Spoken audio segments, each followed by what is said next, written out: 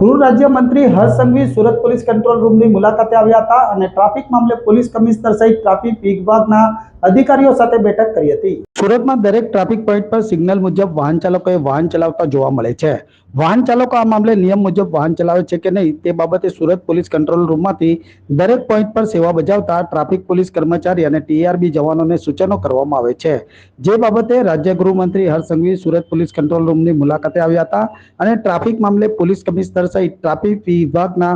અધિકારીઓ સાથે બેઠક કરી હતી। આ બેઠકમાં ટ્રાફિક ડીસીપી, ટ્રાફિક શાખાના તમામ એસીપી ઉપસ્થિત રહ્યા હતા અને શહેરમાં ટ્રાફિક સંદર્ભે આ બેઠકનું આયોજન કરવામાં આવ્યું હોવાનું જાણવા મળ્યું હતું। સર્વપ્રથમ તો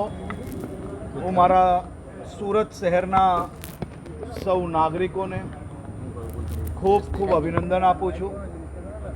એ લોકોને વંદન કરું છું કે સુરત શહેર પોલીસ અને મહાનગરપાલિકા દ્વારા સુરત શહેરના નાગરિકોની સુવ્યવસ્થાઓ માટે,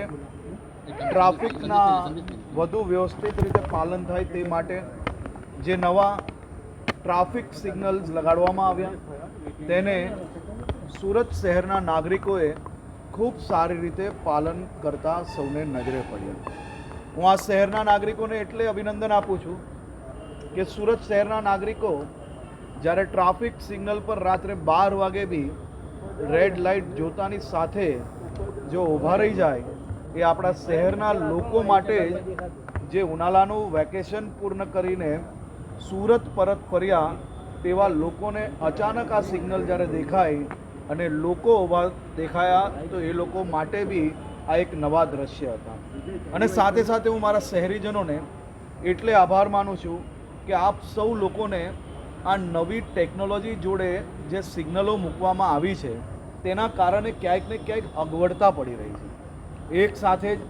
અનેક સિગ્નલો હોવાના કારણે સિગ્નલ પર ઊભા રહેવાથી આપ સૌ લોકોનો જે સમય બી વધારે લાગી રહ્યો છે તે માટે એ બધી જ વ્યવસ્થાઓ માટે આજે એક બેઠકનું આયોજન કરવામાં આવ્યું હતું અને આ બેઠકમાં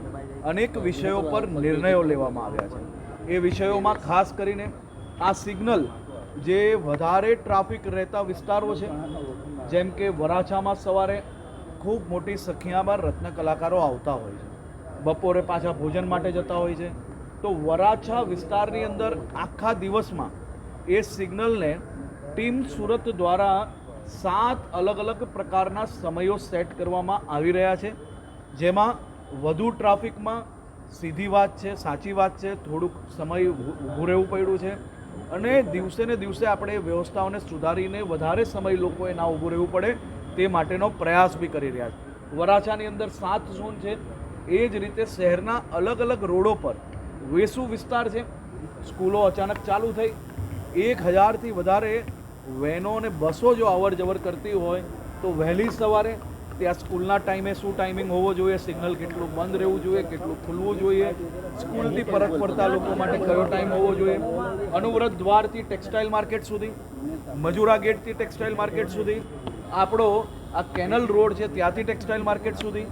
આ બધા જ વિસ્તારોની ટ્રાફિકની જે પ્રકારનો લોડ છે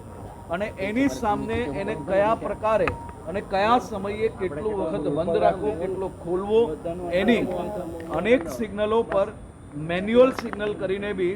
સમયનું સર્વે કરીને આવનારા 3 દિવસની અંદર આ બધા જ સર્વે થયા પછી